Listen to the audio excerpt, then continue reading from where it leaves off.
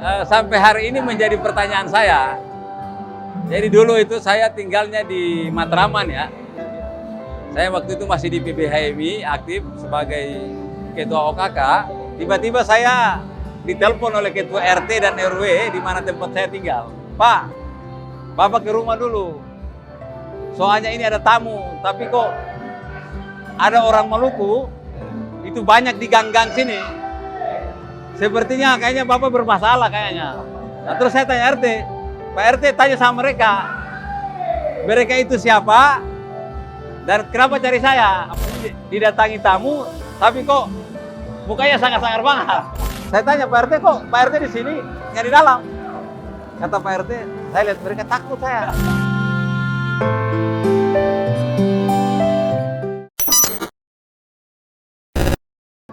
Assalamualaikum warahmatullahi wabarakatuh.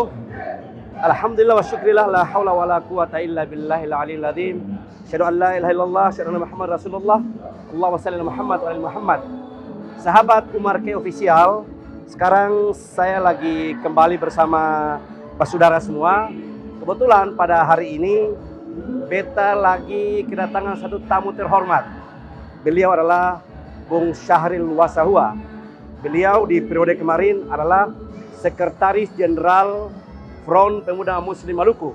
Baik, saudara semua, katong sama-sama menyapa beliau. Assalamualaikum Bung Syahril Wasahua. Waalaikumsalam warahmatullahi wabarakatuh. Masya Allah, Bung sehat ya? Ya. Alhamdulillah, sehat walafiat. Bung Syahril Wasahua, beliau adalah salah seorang yang beta pribadi kenal, orang yang banyak mendampingi Ketua Umum Bang Umar K. Mungkin Bung Syahril bisa cerita awal-awal perkenalan dengan Bung Umar K. Oh iya. Baik, terima kasih. Bismillahirrahmanirrahim. Assalamualaikum warahmatullahi wabarakatuh. Saya kenal Bang Umar itu belum lama sebenarnya. Sekitar tahun 2009. Ya. 2009 akhir. Menuju 2010. Jadi itu perkenalan pertama sama Bang Umar. Kenal beliau awal itu apakah dalam rangka maksudnya pas kumpul-kumpul orang Maluku kah, atau kebetulan ketemu kah, atau memang ini hubungan dari kampung kemudian sambung Jakarta? Oh ya. Sebenarnya saya sebelumnya itu udah kenal orang tuanya Bang Umar. Nah, saya kenal ibunya, kenal bapaknya, tapi ibunya itu nggak pernah cerita awalnya Tentang Bung Umar? tentang anaknya namanya Umar K itu, nggak pernah cerita. Jadi waktu itu saya kemudian kebetulan jadi tim sukses Pak Haji Tahir Hanubud, Bupati sekarang. ya yang sekarang udah jadi Bupati Kabupaten Maluku Tenggara. Itu tahun 2008.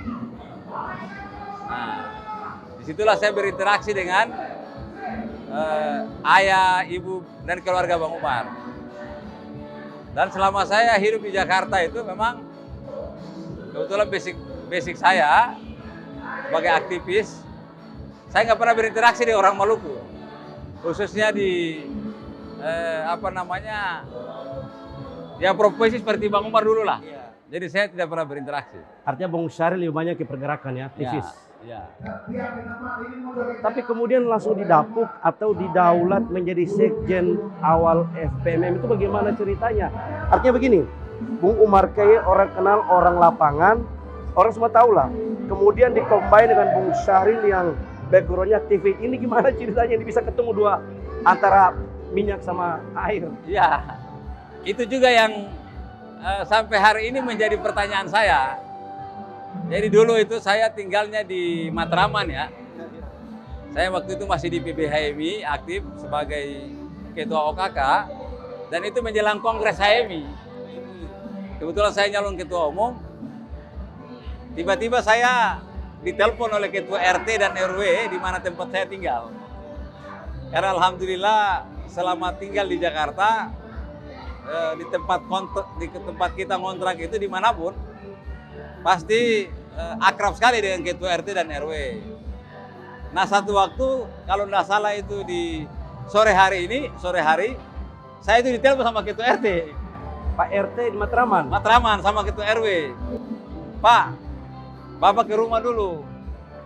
Soalnya ini ada tamu, tapi kok ada orang Maluku, itu banyak di gang-gang sini. Sepertinya kayaknya Bapak bermasalah kayaknya.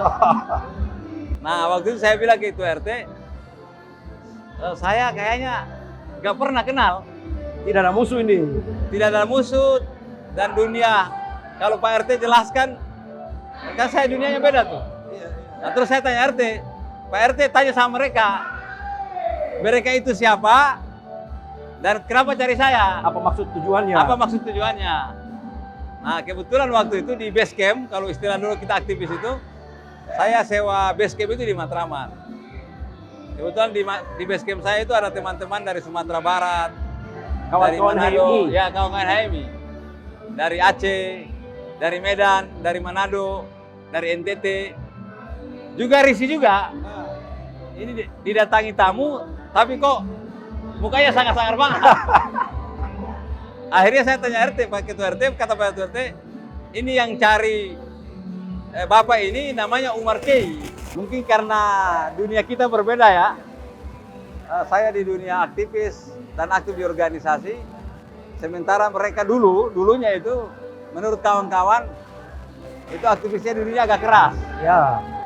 Nah, dan rupanya setelah saya sampai di rumah, akhirnya saya datang ke rumah tuh. Karena Pak RW sama RT minta saya datang ke rumah. Tapi waktu datang dong masih ada semua. Masih lengkap. Jadi waktu saya sampai di jalan raya, saya lihat, wih, kenapa ada orang hitam banyak-banyak ini? Setiap lorong gang itu semua hampir anak-anak Maluku. Termasuk Bung Umar. Bung Umar udah di dalam rumah. Wih. Jadi waktu itu Bung Umar udah di dalam rumah. Nah kebetulan saya di komplek itu hampir bergaul dengan semua tukang ojek. Ya, orang kenal lah. Ya orang kenal lah. Dan akhirnya saya masuk. Saya pakai mobil waktu itu naik taksi, saya masuk, dijemput ke Ketua RT. Kata Pak Ketua RT, saya tanya Pak RT kok Pak RT di sini, nggak di dalam. Kata Pak RT, saya lihat mereka takut saya. Kata Pak RT. Ya udah, akhirnya kita masuk. Nah, pas pertama saya masuk, saya lihat paman saya, Siapa itu? almarhum. Nah, Ang tua itu yang bawa.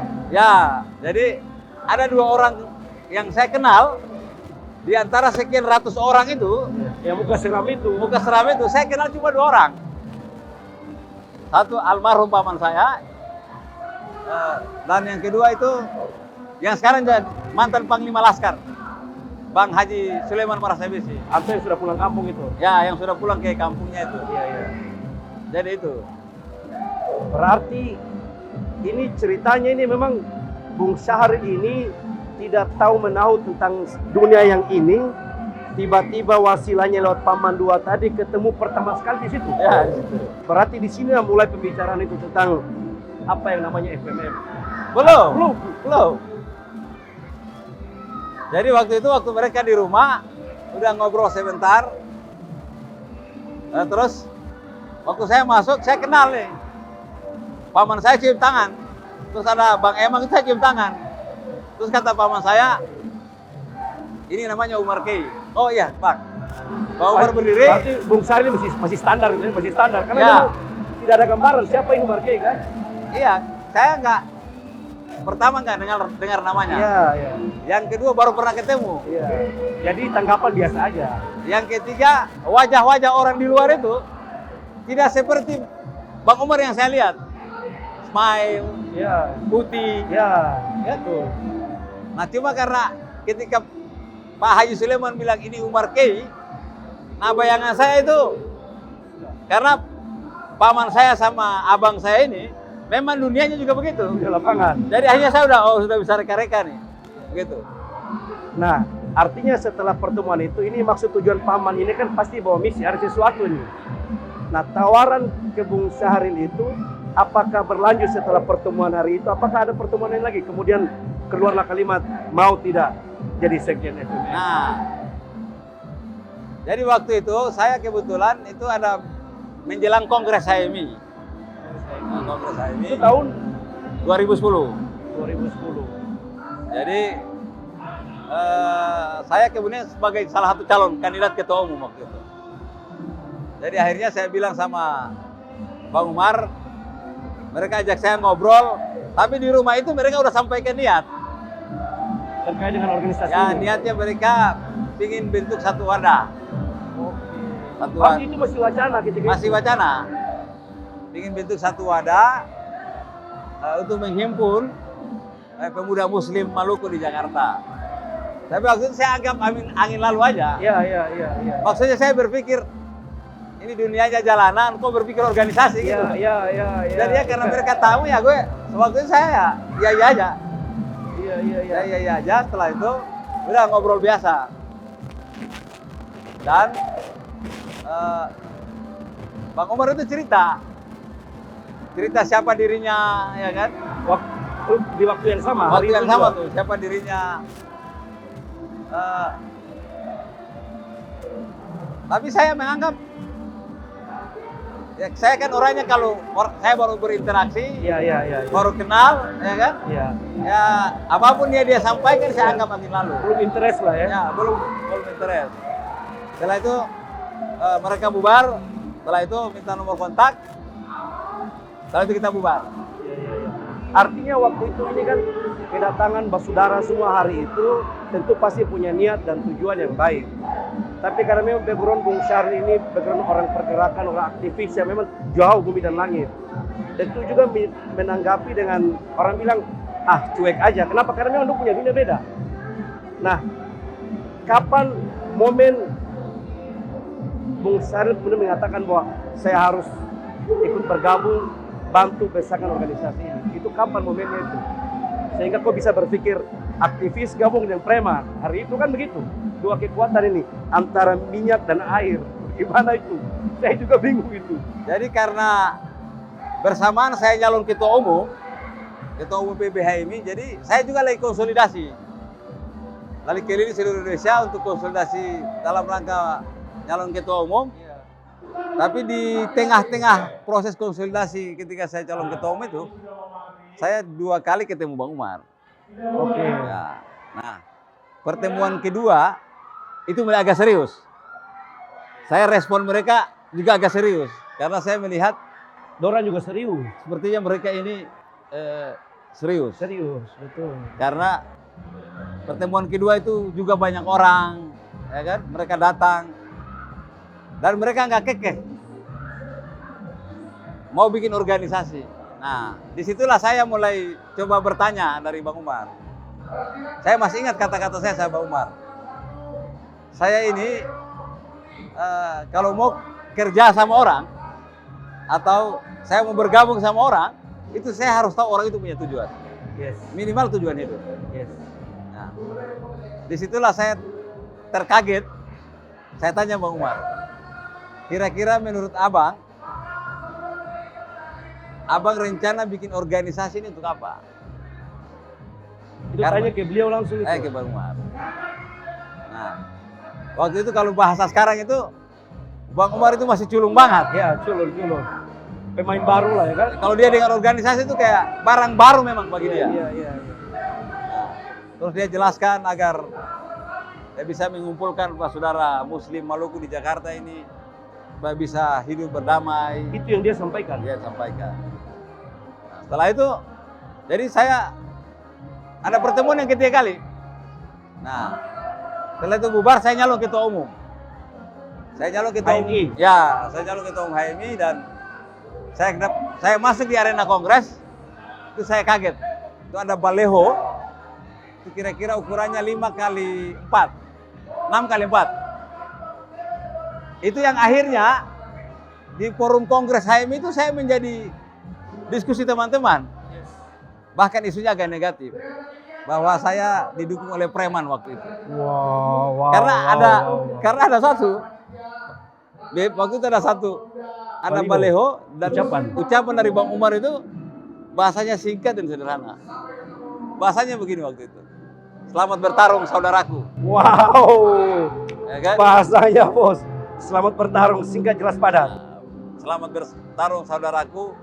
Kami pemuda Muslim Maluku mendukung sebagai calon ketua umum PBHMI. Masya Allah. Oke Bung Syahril, saya dahsyat. Ini saya meskipun belum terlalu lama kenal Bung Syahril, ada jalan baru sekitar 7 sampai 10 tahun. Tapi karena background Bung Syahril ini sebagai HMI, HMI itu satu pertanyaan yang dilempar akan timbul 2 pertanyaan baru. Artinya apa? Tidak gampang menerima orang baru. Kemudian yang menggeliti di hati saya Bung Syahril, ada nggak sesuatu yang terkait dengan pribadi Bung Umar yang membuat Bung Syahril jatuh hati mendampingi beliau dalam suka dan duka? Konteksnya dalam mengarungi organisasi ini. Ya, itu yang saya mau bilang. Itu di pertemuan ketiga. Jadi saya masih ingat di Jalan Jaksa, itu Bang Umar jemput saya untuk menyampaikan niatnya itu kembali. Dan disitulah saya kaget. Ini kata-kata Bang Umar ke saya. Terakhir saya tanya, Bang, sebenarnya Abang bikin organisasi untuk apa sih? Yes. Yang pertama dia sebut ke saya itu, agar anak-anak Maluku ini bisa sekolah.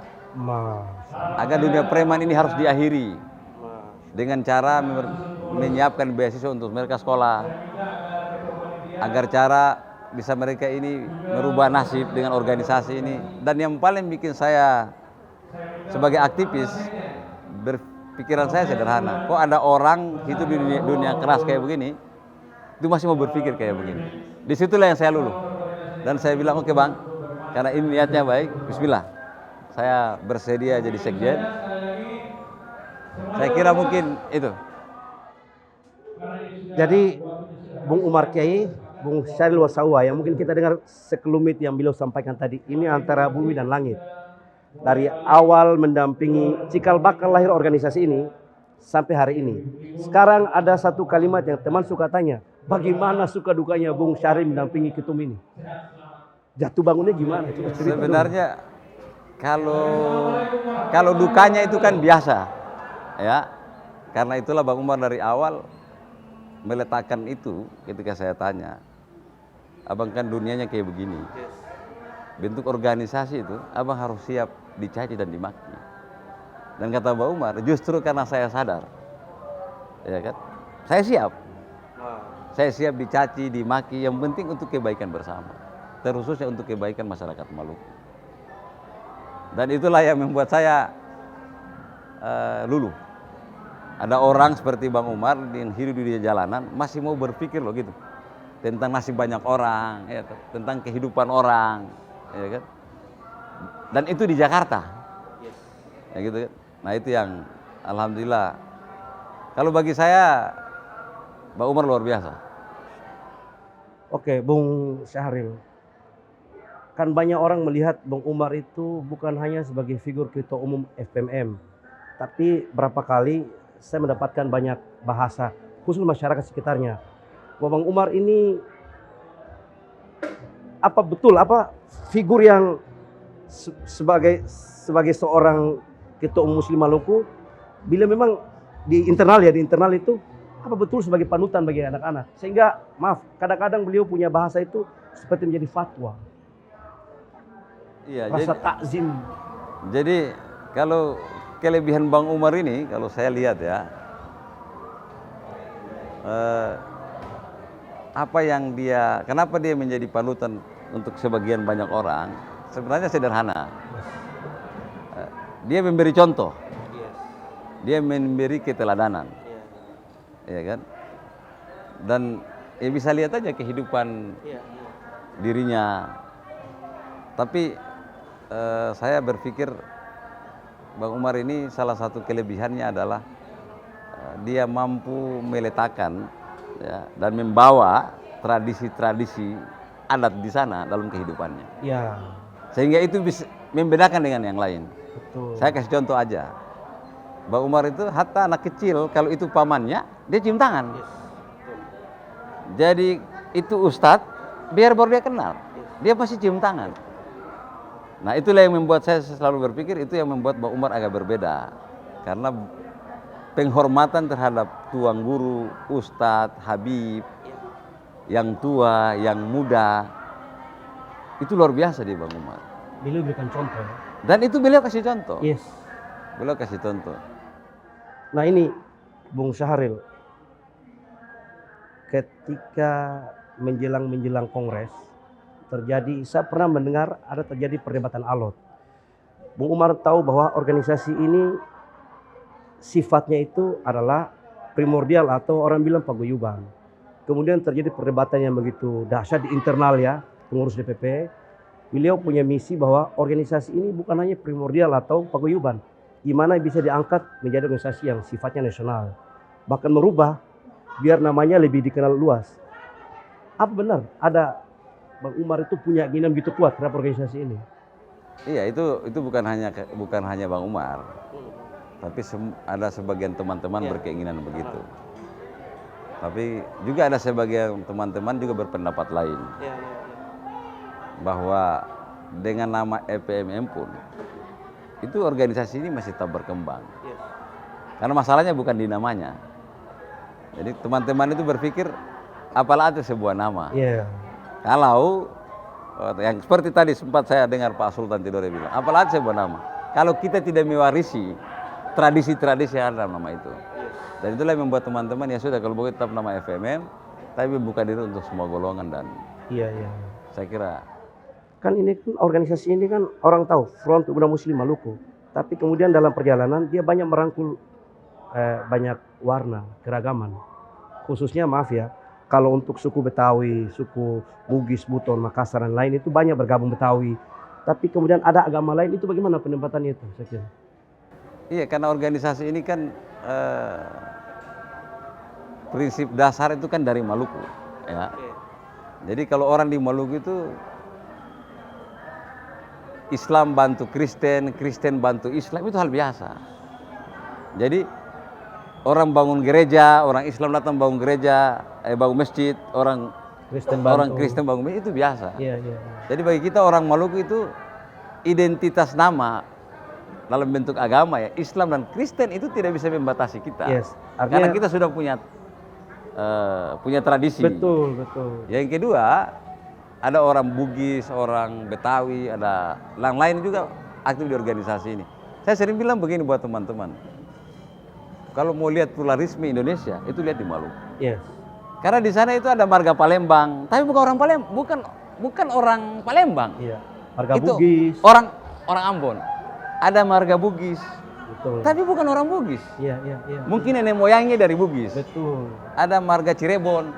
Tapi kalau tanya mereka ya kita orang Ambon, marga kita Cirebon. Betul. Ada marga Al Jogja. Rupa-rupa macam di Ambon itu. Jadi kalau keragaman itu di Ambon sudah kita biasa. Jadi di organisasi juga saya sering bilang buat teman-teman. Jadi ada Al Jogja. Jadi kalau orang Jawa masih organisasi ini bagi orang Maluku biasa saja. Karena di sana bahkan sebelum Indonesia merdeka. Iya kan? Jadi kita sudah berinteraksi karena memang Maluku ya di sejarah masa lampau itu adalah satu daerah yang menjadi tempat incaran semua orang. Betul. Bukan hanya dari Indonesia, tapi orang luar Indonesia pun mengincar Maluku itu sampai hari ini. Oke, Bang Syahril, ada satu yang menjadi trademarknya FMM yang hari ini banyak teman-teman di Maluku suka bertanya mengenai kerja-kerja sosial yang selama ini telah berjalan di FMM, khususnya perhatian terkait dunia pendidikan. Nah, terkait dunia pendidikan ini, yang orang tahu Bang Umar itu sudah banyak sekali berikan beasiswa. Anak Maluku Utara, bahkan anak Betawi yang dekat sama beliau itu dapat beasiswa.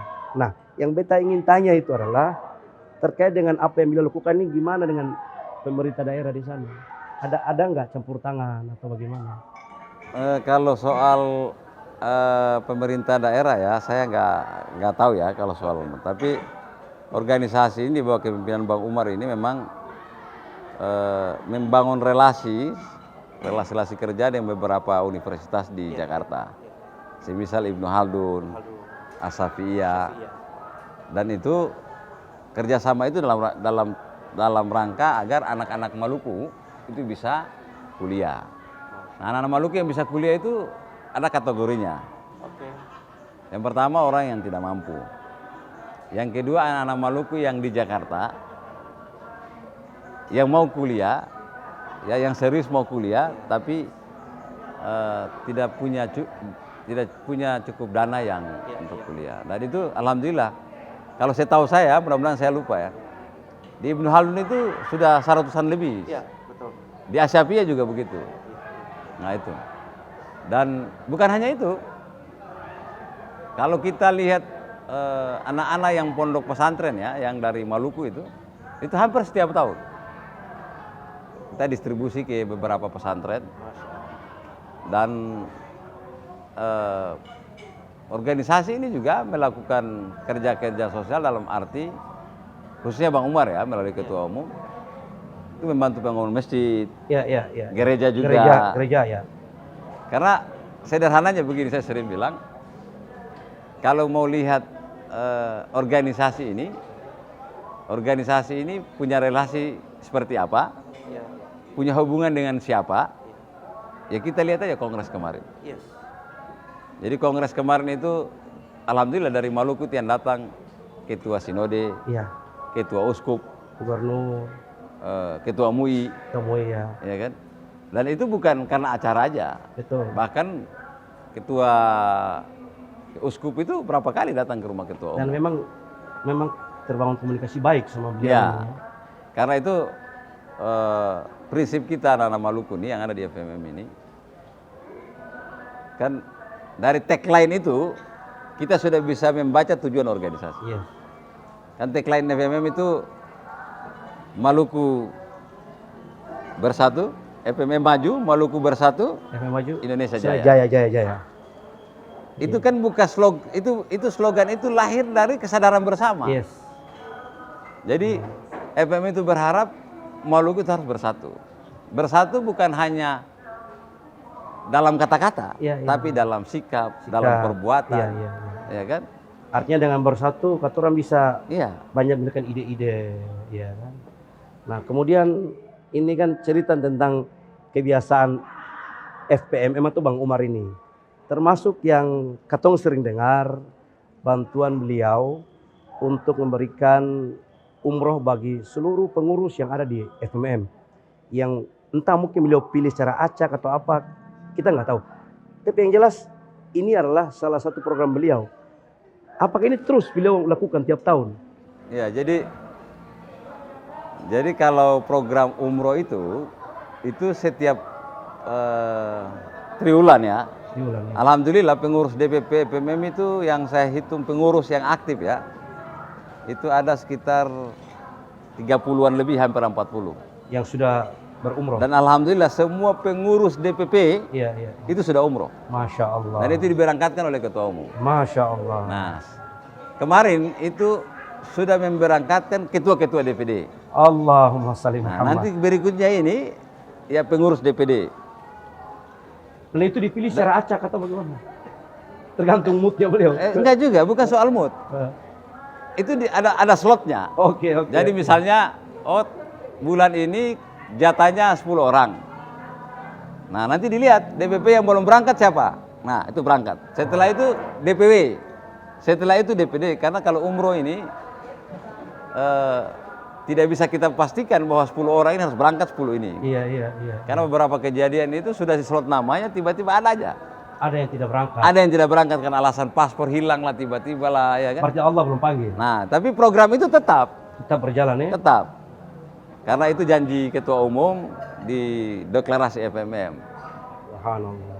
Jadi dan itu bukan hanya FMM, tokoh agama, ya tokoh-tokoh Islam, bahkan juga ada yang wisata rohani ke Israel. Iya. Jadi ada beberapa teman-teman kan di FMM ini kan bukan hanya Islam. Iya. Ada juga saudara yang lain, itu juga sudah diberangkatkan. Iya. Nah, jadi saya kira itu saya pinta soal. Iya. Jadi Bu Mansur kalau cerita Bang Umar ini nggak habis. Panjang ceritanya. Tidak pernah selesai. Karena rumah beliau pun yang saya tahu ya, karena teman-teman sering jadikan beliau punya Tapi rumah itu. ada satu yang menarik dari Bang Umar. Dengan karakter dunia dia yang begitu keras. Tapi saya anggap ini ada satu hal yang menarik. Bang Umar itu tipe manusia ingin belajar. Yes. Betul. Itu yang membuat dia bisa cepat beradaptasi. Haus sekali, hal itu dia haus sekali, betul. Karena ini kan dunianya agak keras, ya kan. Kalau istilah orang tuh, kalau gangster, kalau bahasa Inggrisnya, Iya. orangnya keras, nggak bisa diatur, ya kan. Tapi Bang Umar sendiri saya lihat orang ini mau belajar. Iya, iya. Dan kecepatan belajarnya itu yang saya terkadang terkaget-kaget. Belajar di lapangan. Terkaget-kaget. Nah, cuma satu hal ini, Bung Syahril, bagaimana Bung bisa ngimbangin? Ini kan saya bilang dari awal tadi ini antara minyak sama air ini. Gimana sih bisa ngimbangin beliau sehingga luar biasa dan saat perjalanan 13 tahun loh dalam mendampingi Bung Umar ini. Ya kan, background berbeda nih. Bagaimana itu? Kok bisa? Ini kan tek tek tek tek, beliau ini kan gitu kan tek tek tek tek. Kadang-kadang kita kasih masuk tek enggak perlu. Iya, kalau saya kan bukan hanya di Bang Umar ya. Kalau saya ini hidup itu sebenarnya dengan siapa saja. Iya, iya. Kita bisa berinteraksi, kita bisa saling bekerja sama. Yang saya dari awal ketika Bang Umar ajak saya itu untuk bangunin organisasi, niat saya itu ibadah. Jadi niat saya ibadah, niat saya juga sebagai aktivis zaman itu agar orang Maluku ini tidak, kalau pikiran Bang Umar bahwa agar orang Maluku ini adik-adik ini bisa sekolah, bisa yang lain, pikiran saya sama. Yes. Agar anak-anak Maluku ini jangan hidup di jalanan. Ya. Sehingga harus mereka punya organisasi. Dan saya kira saya ini bukan hanya dengan Bang Umar ya. Ketika saya diminta jadi organisasi, jadi sekjen, itu saya sudah memutuskan batas mana Betul. di tempat ini. Betul. Gitu. Jadi makanya Bung Mansur bisa lihat, saya di FPM ini relatif nggak perlu orang kenal saya. Iya, iya, iya. Ya kan? Karena niat saya itu, Iya, iya, iya. niat saya itu agar teman-teman ini bisa cepat. Ini tim tanknya di belakang Bisa layar cepat, ini. bisa cepat belajar. Iya, iya. Ya, cukup kita kasih arahan, kasih masukan, setelah Iya. itu biar mereka belajar cepat. Dan alhamdulillah saya melihat mereka ini sangat luar biasa. Iya, iya. Ya, ditambah dengan ya dari dunia hitam. Sekarang alhamdulillah bisa lihat tuh di FMM. Sudah mulai cerah sekarang. Semua udah cerah, Iya. kalau di Islam udah rajin salat. Sholat ya kan? lima waktu juga, Masya Allah. Padahal di masa lalu ini, waduh. Saya lihat mereka aja seram-seram, Pak. Seram. Saya lihat mereka aja saya seram-seram. Sekarang Tapi itulah- auranya Masya Allah. Tapi itulah saya terkadang kalau lihat mereka itu nangis juga. Kalau tidak sholat, wah berat hukumannya di sana itu. Nangis juga. Dan saya sering bilang ke mereka semua nih. Jadi ada seseorang, saya tidak perlu sebut namanya. Menurut cerita teman-teman ini, orang ini dunia hitamnya udah luar biasa. Terus satu waktu di acara Bang Umar, dia duduk di belakang. Dan biasanya kalau acara itu saya biasa duduk di belakang. Iya, iya. Terus dia bilang sama saya begini, Pak Sekjen, saya mau tanya satu hal. Gimana Bang? Orang ini saya lihat dia mukanya saya takut. Seram ya. Seram banget. Ini pertanyaan yang, dan jawaban saya itu kemudian dia berpikir, Pak Sekjen, manusia, pakai bahasa Maluku waktu itu, orang kayak beta ini, kira-kira beta bisa, kalau beta mati, beta bisa masuk surga ke sini. Subhanallah. Nah, terus saya jawab dia sederhana begini.